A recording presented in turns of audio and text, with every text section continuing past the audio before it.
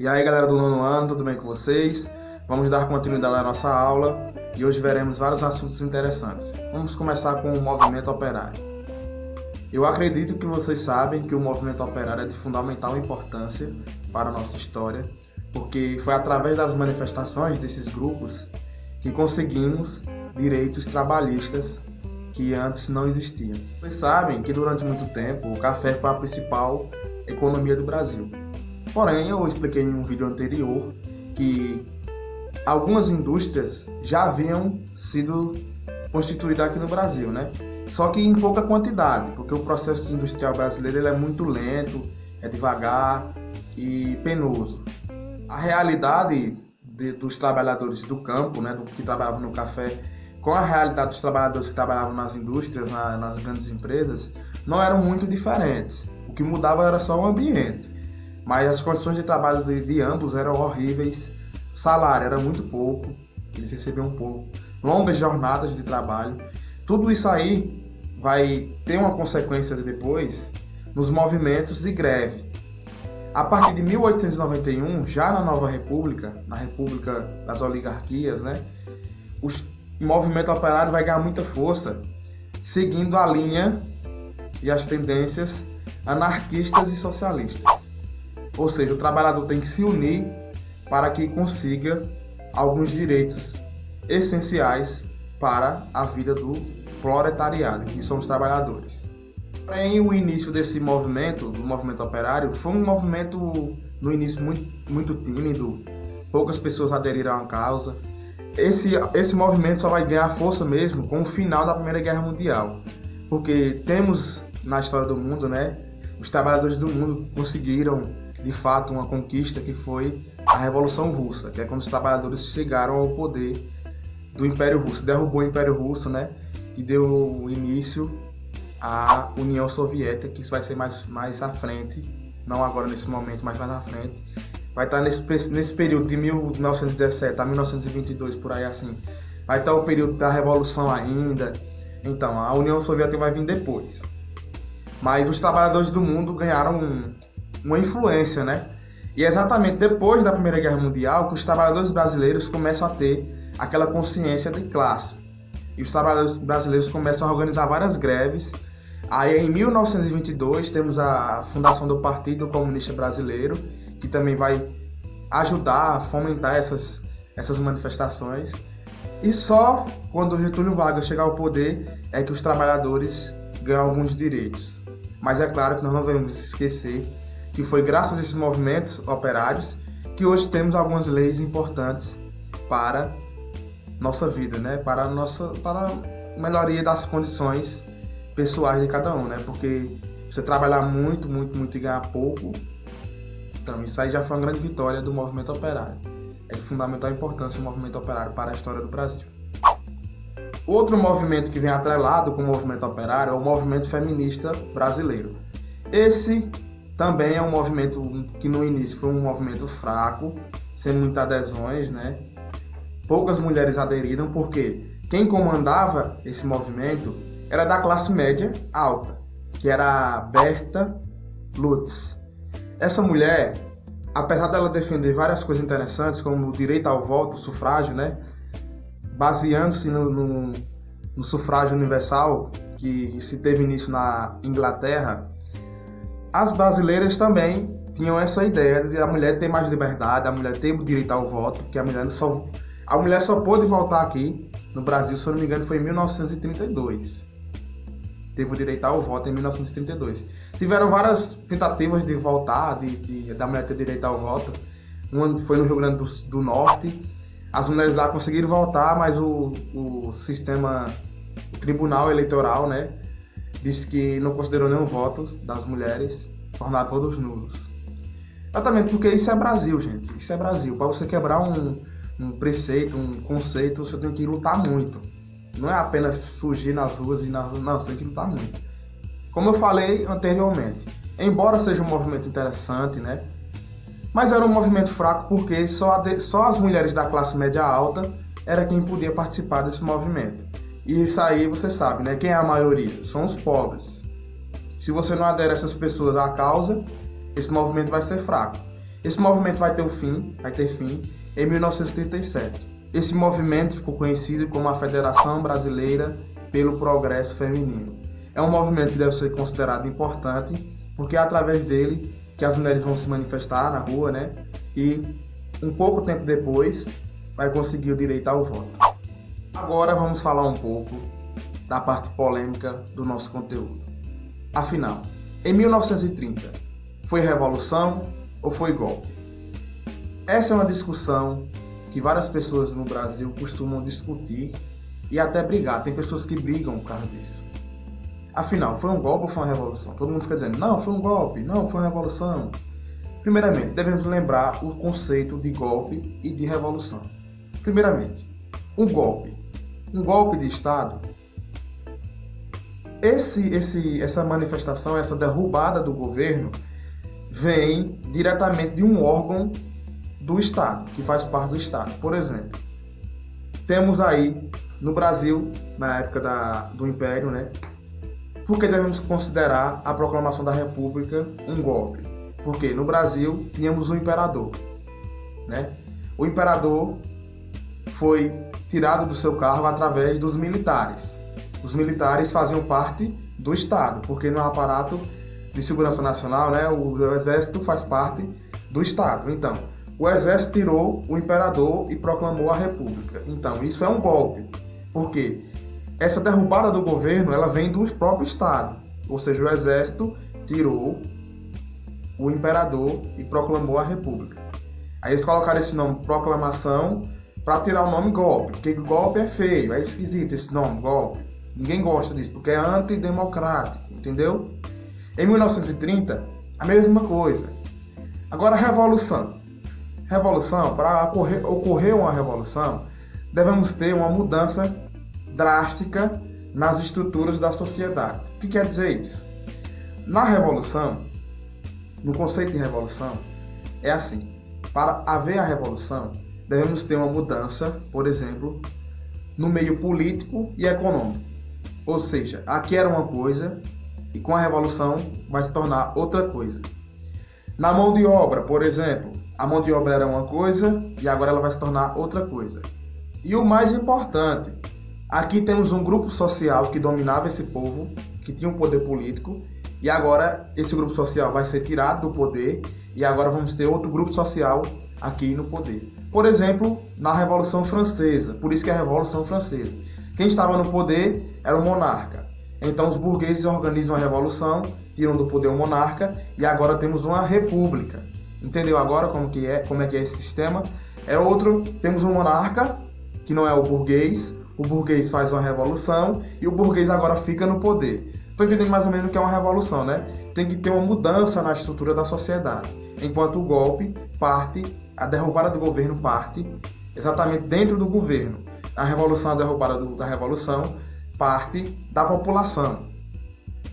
E como vocês já perceberam, aqui no Brasil não houve uma mudança em nenhum setor desse. Nenhum setor. O que mudou foi apenas que tinha um grupo político, um partido político que estava no poder, política do café com leite, e agora vai assumir outro partido político também, que as oligarquias continuam tendo força, influência na política regional, nacional. Não mudou nada. A mão de obra era a mesma, não mudou nada.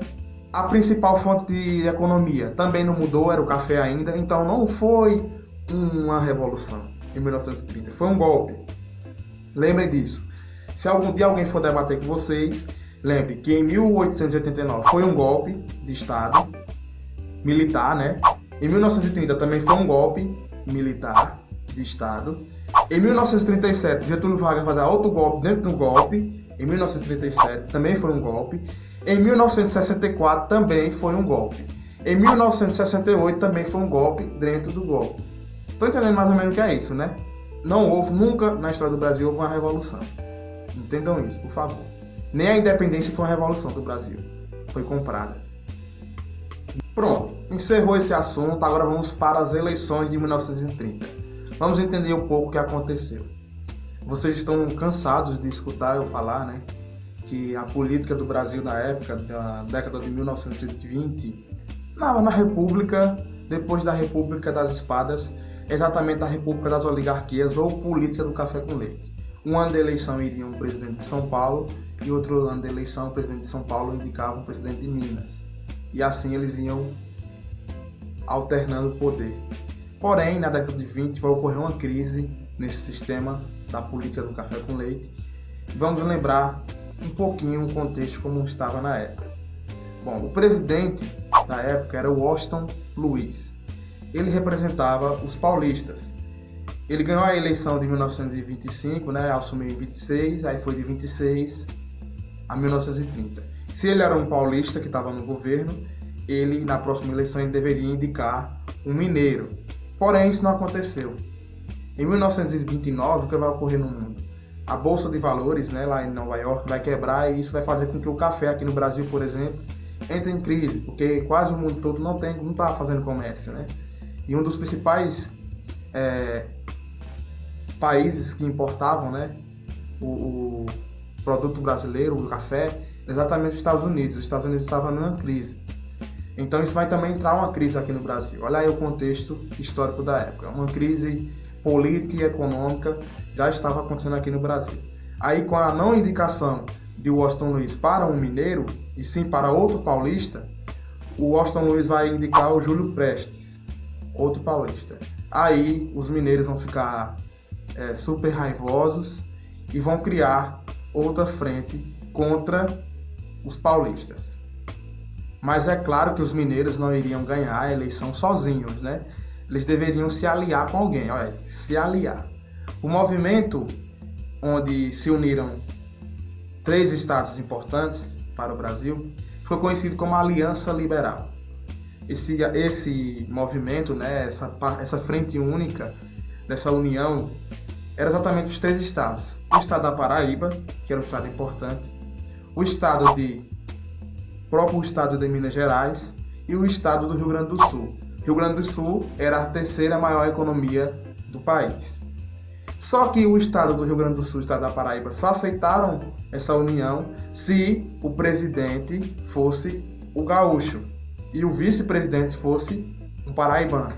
Então temos aí a Frente Liberal, apoiada pelos mineiros, como presidente o Getúlio Vargas, que já era governador, o presidente da província do estado do Rio Grande do Sul, e temos o vice-candidato à presidência, que era o João Pessoa, que era o governador do estado da Paraíba. Daí as eleições acontecem, adivinha quem ganha? Exatamente, quem você está pensando? Os paulistas. Júlio Prestes vai ganhar a eleição e o pessoal da Aliança Liberal até no início engoliram essa derrota, porém uma coisa vai acontecer lá no Recife que vai mudar totalmente os rumos do nosso país. Geralmente nos dias de hoje, atualmente, as eleições ocorrem no mês de outubro. Antigamente era em março, no início do ano, Pronto. O que é que vai acontecer em junho aqui no Recife que eu falei na instante? O vice-presidente da Aliança Liberal vai ser assassinado no Recife. E o que é que isso tem a ver com a Revolução de 1930? Porque colocaram esse crime como se fosse um crime político, onde na verdade não tinha nada de política pelo meio. Eu vou explicar um pouco a história. João Pessoa era um coronel e um político importante da Paraíba. Depois ele até ganhou o nome da capital, da Paraíba. Pronto. João Pessoa ele tinha um oponente, um inimigo político, que era o coronel José Pereira. Bom, João Pessoa e José Pereira viviam em constante briga lá na Paraíba. José Pereira, coronel importante também, força política e econômica da Paraíba, versus o João Pessoa, também um coronel importante e uma força política da Paraíba. Mas quem estava no poder era exatamente o João Pessoa, e o João Pessoa vai aprovar algumas leis que vai deixar o José Pereira com raiva dele, porque era uma lei que tinha a ver com importações, e o José Pereira era um dos coronéis que tinha grande força nessa questão das exportações, importações, e ele vai ser prejudicado por essa lei de João Pessoa. E aí vão começar essa briga, também política, mas não foi isso exatamente o motivo da morte do João Pessoa. O que é que vai acontecer? Tinha um advogado, João Dantas, Esse advogado fazia parte, ele era aliado do coronel José Pereira. O que é que João Pessoa vai fazer? Vai pedir para a polícia ir até a residência desse senhor, o do João Dantas, que era advogado, e fazer uma vistoria lá na casa. Pegaram lá, contaram as cartas de amor. João Pessoa, o que acontece, gente? Esse cara, o João Dantas, não era casado com essa mulher. Essa mulher foi encontrada nessas cartas de amor algumas coisinhas, como eu posso falar, imorais, né? Umas coisas da intimidade de um casal, né? O que é que João Pessoa vai fazer? Vai colocar exatamente no jornal dele da Paraíba. Aí, meu amigo, naquela época, imagina aí, uma mulher que não era casada, um homem que não era casado, trocando cartas de amor com conteúdo erótico. Foi uma bomba, o pessoal ficou aterrorizado com essa notícia de... Lembrem aí, é Nordeste, é Brasil, é 1930. O pensamento das pessoas era totalmente diferente. Se um jovem tivesse uma relação, você sabe, né, apimentada com uma jovem, uma mulher, esse jovem teria que casar com ela. Era mais ou menos assim o pensamento do pessoal na época, né? O pensamento totalmente conservador, né? Que eu posso falar. Bom, então colocaram as cartas de amor dos dois no jornal. Espia aí, gente, no jornal. A família da professora Anaíde Beiris, era a professora que trocava cartas de amor com o João Dantas, claro que expulsou ela da família, né? Porque ela não ia aceitar uma filha, como é que eu posso falar? Uma filha, enfim, não preciso falar, vocês já sabem, então aí na mente de vocês aí. A família expulsou ela, ela fugiu da Paraíba e foi morar no Recife. Enfim, o João Dantas ficou super envergonhado e resolveu se vingar, né? Um dia o João Pessoa estava lá no Recife, tomando um cafezinho. Daí então, o João Dantas pegou a arma e mata o João Pessoa, lá no Recife. O que é que acontece? O desfecho dessa história. O João Dantas vai preso, ele vai ser assassinado dentro da cadeia. E a Anaídes, né? Deixa eu ver o nome aqui, peraí, pessoal. Anaíde Beiris vai se matar, vai cometer o suicídio.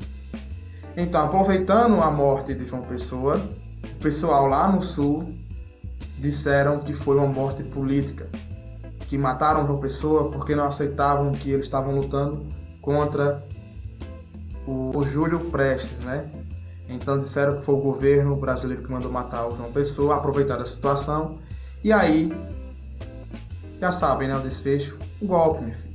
A galera se armou, tomaram o poder, né, do Brasil, e Getúlio Vargas vai ser o presidente do Brasil depois, essa história já é outro capítulo. Espero que vocês tenham gostado da nossa aula de hoje, e até mais.